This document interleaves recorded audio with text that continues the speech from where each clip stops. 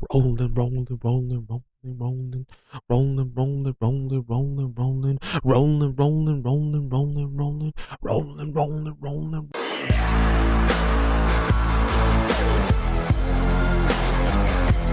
Jackpot! Sweet dreams. Yo, how's it going? Hope you're having a good day. And it's here, boys. It's here. So we finally got in more stuff on the Devil May Cry anime, or the Netflix series anime, whatever the fuck you want to call it. Anime inspired, whatever show, right? The Netflix series Devil May Cry. This is a short, quick video just talking about the things I like about the opening, some stuff I don't like about the opening. Pretty obvious on what I don't like about the opening. So let's just get rid of the one thing I don't like about this opening. It's the goddamn song. I don't like the song used for this opening. So the song they used is from Limp Bizkit. Never really heard their music at all, but definitely heard the one, you know, rolling, rolling, rolling song and a bunch of different memes here and there.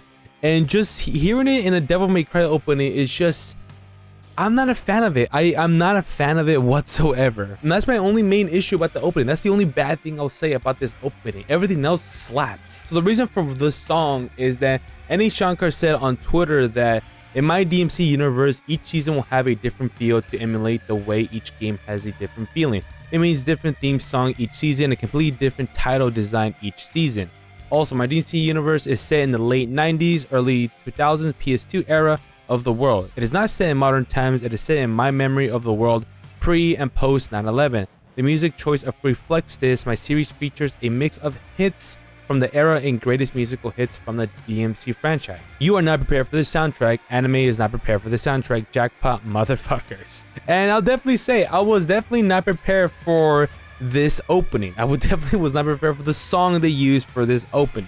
And I respect that, you know, this is his vision on the Devil May Cry universe, at least for the first opening, that this song reflects the era that the game is set in. And it's his vision that he wants to go with, and I respect that. But that does not mean I have to like it, and I don't like it. But that's pretty much my only complaint about this opening. Everything else fucking slaps. The one thing I definitely do love about this opening is definitely the art style and the way they chose to animate this opening. It's just really, really cool and very stylized. And just really cool to look at. Love to see the references here and there. Seeing pizza, seeing bullets, seeing the ice cream sundae, seeing Dante being Dante. It's cool, you know. It's something that we Devil May Cry fans definitely love to see. A lot of cool teasers from upcoming villains that probably will show up in the later seasons. From the first shot, you know, I got hyped. You know, from the first freaking shot, I got hyped. Just seeing all the devil arms, you know, seeing Rebellion, Red Queen, Alistar, freaking Agni and Rudra, dude. Fuck yes, dude. Force Edge, Lucia's weapons. I don't really give a shit about Lucia whatsoever. But hey, Andy Sharka shows her respects to DMC2, showing the weapons from Devil May Cry 2, which is cool. And of course, we get a small tease of the Alpha and the Omega Virgil. Love that it teases us a little bit. 100%, I think Virgil's going to show up at the end of the season. 100%. I think Virgil will show up by the end of season 1, or the final episode will basically be Virgil meeting Dante after, you know, after the day they were separated, etc. That's definitely where I think the season will end, or at least the episode will end with the, you know, those two talking. And then season 2 will be the Devil May Cry 3 events with the Temini Gru. That is my theory, and I think that's definitely where we're gonna see. I don't think we're gonna see a lot of Virgil stuff in this season. That's what I think.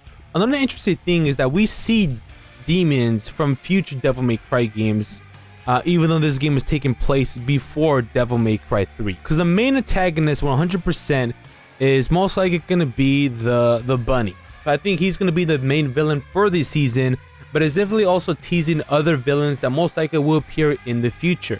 Of course, we already got teases of other demons from, you know, Devil May Cry 3. We got Agni and Rudra, the snake lady from Devil May Cry 4, I forgot her name.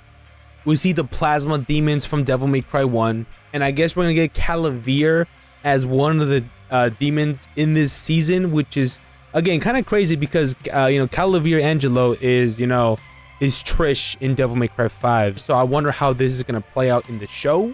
And most likely this guy is the boss of the mercenaries that we see Dante fight in the trailer. Most likely he's going to have a bounty on him. All these mercenaries are going to go and try to kill him. and I think Lady might be part of this organization, and that might be the way they first meet before Temni grew in this universe. And lo and behold, we see two interesting faces. We see fucking Arius from Devil May Cry 2 and Arius's secretary appear in this opening, which is crazy. Again, did not expect to see any Devil May Cry 2 stuff at all, but hey, Andy's showing some love for Devil May Cry 2, and I respect it. And the last big boss they wanted to show in this opening is the Devil King himself, Mundus, which is pretty cool. When I saw this, not gonna lie, I got hyped. I got kind of hyped, not gonna lie. But overall, the art style for this opening, especially the way Dante moves, the way Lady moves, everything just showing here and there, especially showing the human world and then demon world, is so cool to look at.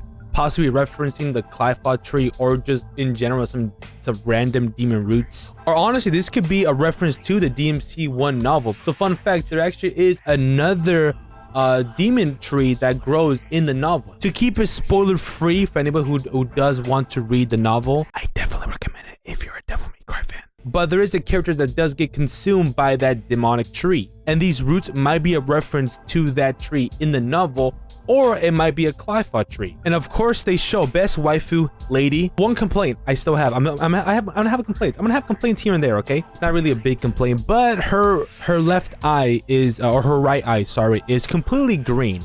In the actual game, it's not pure green. It is a greenish / bluish color, kind of mixed together. But here in the opening, it just straight up green, and I'm not sure if I'm a fan of it. We could kind of see in some shots that she kind of has her exosuit.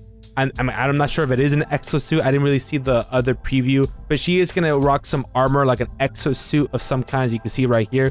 We definitely did see this in some of the behind the scenes already, so we kind of already know. But I think it was also kind of teased that characters go through some costume change, which I expect characters to go through in these seasons. Most likely, when the Timony Gru appears, Dante will be rocking, the shirtless Dante, which is the jacket. I'm pretty sure we'll get that Dante.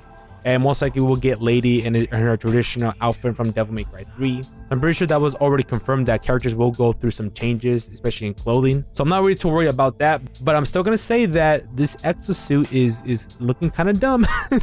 We kind of see Dante kind of activating his DT a little bit, like a little bit of a spark here and there, which is cool to see. Most likely we'll see him pop like a little small mini DT. We won't see him go full Devil Trigger until the Timmy Gru arc. I guess another minor complaints, since we're talking about character design, is that I still not a big fan of Dante's short hair.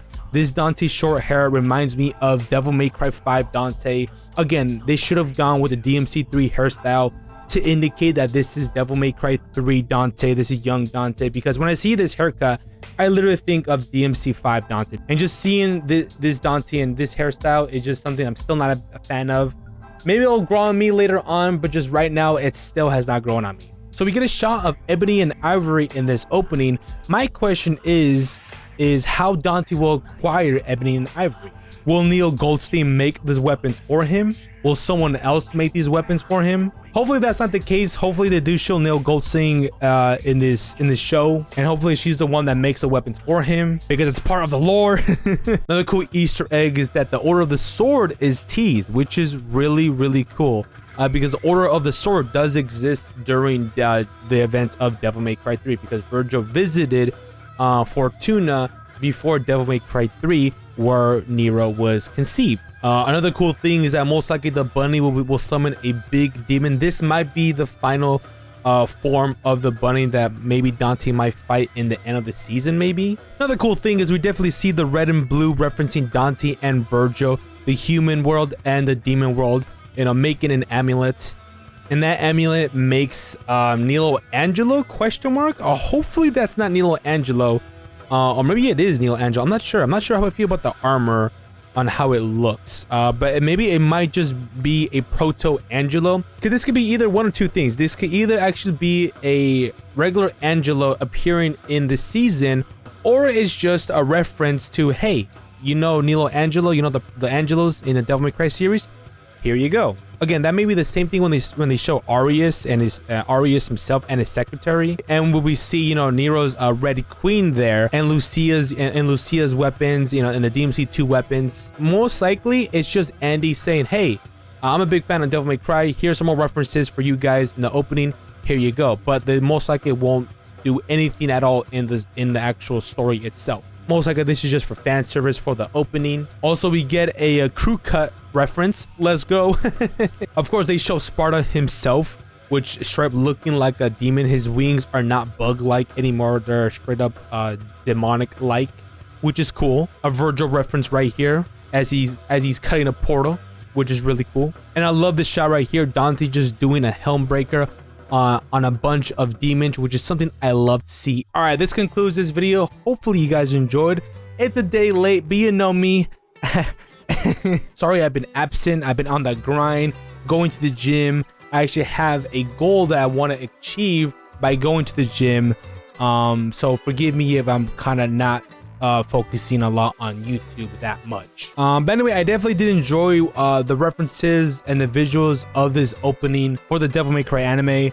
The only problem I have is just mainly the theme song, but everything else kicked ass. Love the references sprinkled around in this opening.